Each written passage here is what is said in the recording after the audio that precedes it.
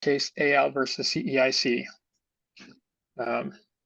It was a woman who worked in healthcare. She had a collective agreement that says you cannot lose your job because of influenza vaccines. Yep. So you have an honest tribunal member who's stuck with templates, and he explains around it, and he comes to a bunch of interesting findings, saying, I find that the employer unilaterally imposed a new condition of employment without her agreement or that of her union. Mm-hmm. It is well founded and long recognized in Canadian common law that individuals have the right to control what happens to their bodies. Mm-hmm. Indeed, I could not find a single case where a claimant did something for which a specific right, supported in law, exists, but subsequently that action was found to be misconduct, simply because it was willful.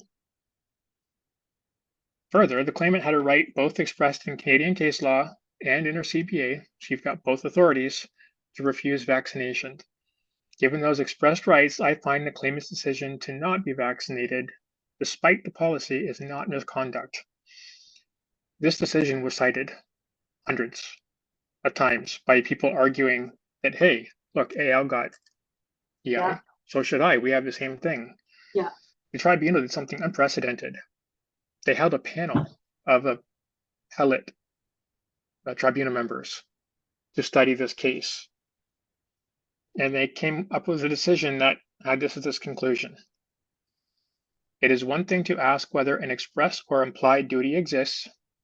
It is another to ask whether the duty was validly imposed. The second question falls outside of EI law, so there's jurisdiction. Does the policy exist? If the policy exists, whether or not it's validly imposed, yeah, don't worry about that, it's outside of jurisdiction. So they overruled it. And again, this has been mass cited. So I want to show you something. Ask whether the duty is validly imposed. I'm going to come up and paste that. And look at all these different cases.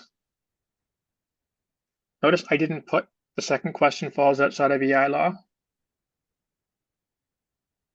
And yet you see all these cases with the same footnote markings being cited to overturn things. Right, because they're saying it's broader than EI law, right? They're saying it's not EI law, it's something else, which would be right. employment laws, contract law. And we've already looked. I'll quickly pull it up. I think it's paragraph 84, where they made it very clear that what we're looking at is a lot broader than just this way.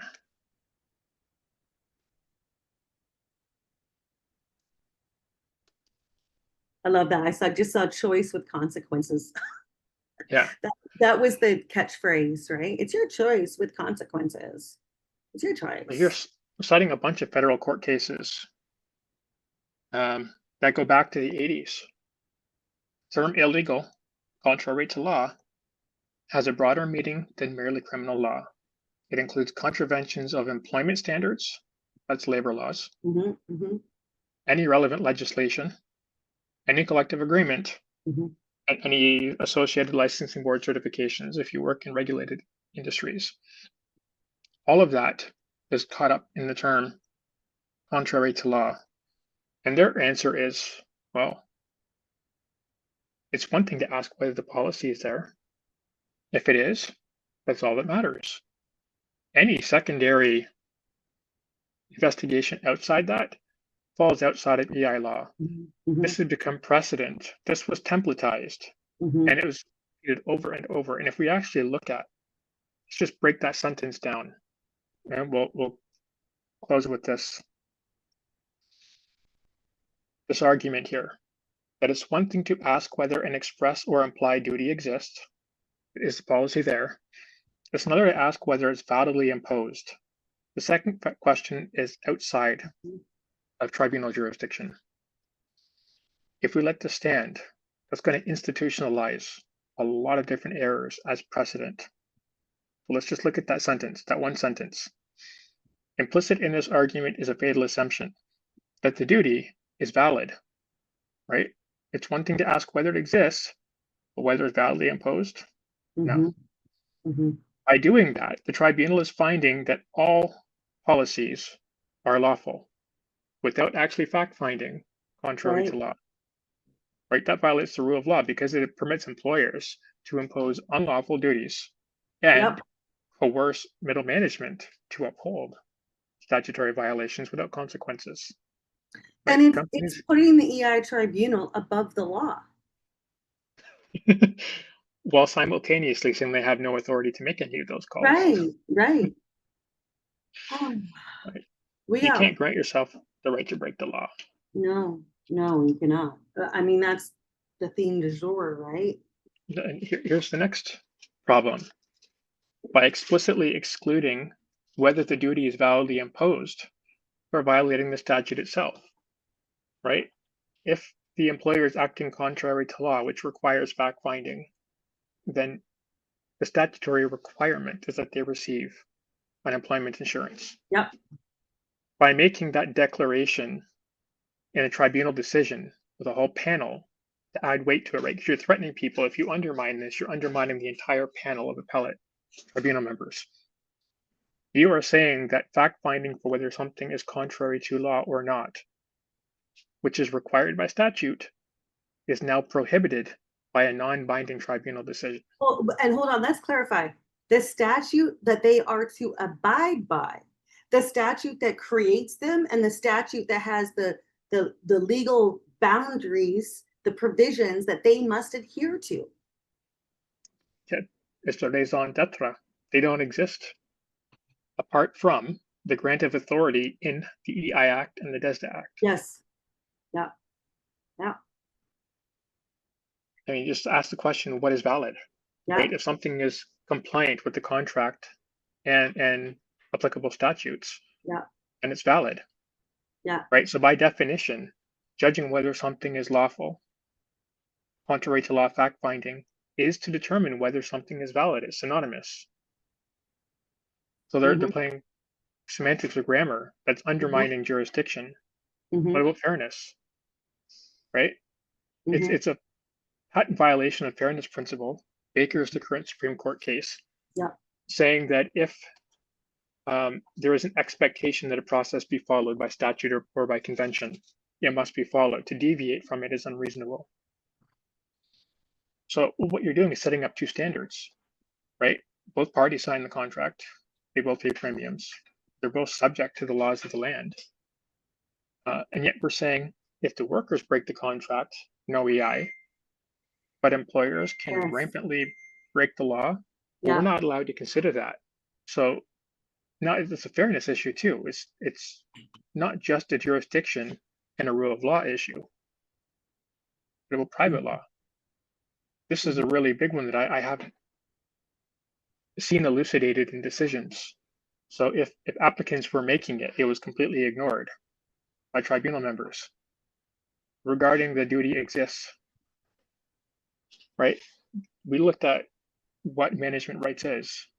It's established by the contract. So if you say the corporate contract is outside our jurisdiction, then I thought that sentence that says you have the right to impose policy is outside your jurisdiction. How do you appeal to management rights when the contract that gives you that authority is not admissible into your decision-making process? But that's what they're doing. And again, you can in the pre-COVID days, right? If somebody drafted a contract that contravened law, contravened legislation, you cannot do that, right?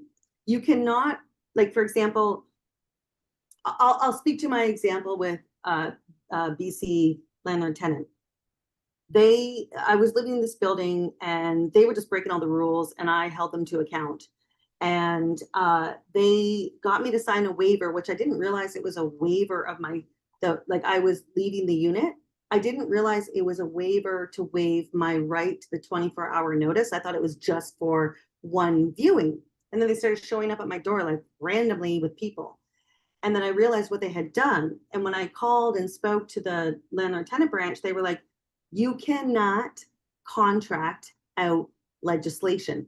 So you, right, this is what it should Yeah. be. You cannot create a contract that contravenes laws, for your gain. But here we are, right, where they were not just creating contracts, but they were changing signed contracts, and everyone was going, yeah, too bad, right? Yeah, and in all the pressure and chaos, critical reasoning went out the window, and Fear took over. Fear of a lot of it's so self-evident. Like if we would have rolled the clock back to 2019, if someone said I wrote myself an exception to break the law and pulled it out of their back pocket, we just laugh at them. yeah, If someone said, I'm going to construct a policy that gives myself the right to become a criminal, as long as this contract says I can rob the bank, you can't charge me. The laws don't matter. The contract says I can rob the bank. exactly. And yet this principle has been playing out over and over and over again. Yeah. So I'm just scrolling through important things in the background, and people take screenshots. These are various sections of our filings. If you haven't heard of NCI, the National Citizens Inquiry, I encourage people to look at it. It was the only project of its kind anywhere in the world, where we had hundreds of witnesses, over 100 experts, spent, I think it was like 30 or 40 days, full days of hearings across the country, and they've released 2 reports. Everything is sworn testimony. It's being used in lawsuits all across the common law world now. It's an exceptional tool. It's nationalcitizensinquiry.ca. Are these links to specific pages in it? The Alberta provincial government issued a report called the COVID-19 Pandemic Response Review, and they came to some very important conclusions, including saying the long-term safety of vaccines is undetermined. The task force recommends halting the use of COVID-19 mRNA vaccines without full disclosure of potential risks. Mm-hmm. Transparency, individual choice is important. From the contracts, they said all 3 of approved vaccines in Canada were not powered for nor tested for the efficacy against hospitalization, death, or even the important one, stopping transmission. The only endpoint was efficacy against symptoms. And also the national immunization? See if I can remember. Immunization. It's the federal department that is like the immunization shit. Is But that the committee that approves. Yes. And when you looked, so in the United States, it was the EUA, I think it was, emergency use authorization. And interim here. Yeah, interim. But also, if you looked at they had like a chart that talked about the different immunizations and the status. And it said that it was the interim use, or whatever it was, the interim authorization. And it said basically that it could only be done like if there was like a declared emergency, right? And public health does not have the authority to declare an emergency in Canada. And so they did. It came from World Health Organization. They piggybacked off theirs. Well, you know that public health is actually an iteration of it is the national IHR. It's the national focal point of Canada. And if you go back, I think it was 2004 when they created the public health agency, it states in there that it is the IHR focal point of Canada. So it is not it's not a government agency. It is an international agency implemented under the IHRs in Canada to be that focal point. So, and then in that immunization again, I forget what it's called. There was a specific criteria for the COVID jibby jabs. There was a lot of things that happened at the federal level that for example, the Quarantine Act, they signed an agreement or a waiver with the Privacy Act to allow random freaking people to get your information from you without any repercussions or violations, which is exactly why, I don't know if you know this, Matthew, the reason why the Quarantine Act was revoked on September 31st, 2022, is because that is when that privacy agreement expired. It had nothing to do with data. It was that the agreement was only valid for 2 years. It did not get renewed, and that is why they revoked it. And there was a lot of that happened. These agreements to waive procedure, agreements to allow things to happen without due process. And then when those expired, that's when they were like, oh, the pandemic's over, right? Right? So, yeah, it's crazy, crazy. I think we're still trying to figure out exactly what PHAC is. Well, We see the PHAC I statute, mean, but it is the focal point for the IHRs. yeah, it's a private Yeah, incorporation. yeah. And Canuck Law has put together all the documentation on that, showing where, like, all of the steps along the way. Yeah.